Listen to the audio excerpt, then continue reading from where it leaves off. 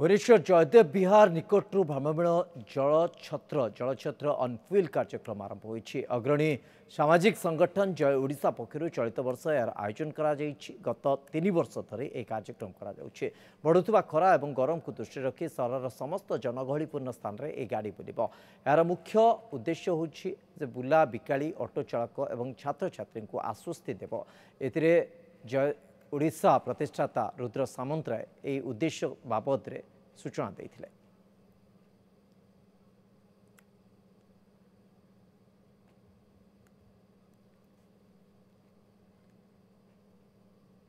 जो उठा दोकानी भाई माने अछंती तांकर विभिन्न जोन रे तांको पाखु पहुँचवा ऑटो चालक माने जोटी अछंती तांको पाखरे पहुँचवा तो एटा प्रति वर्ष हमर कंटिन्यू करूछु।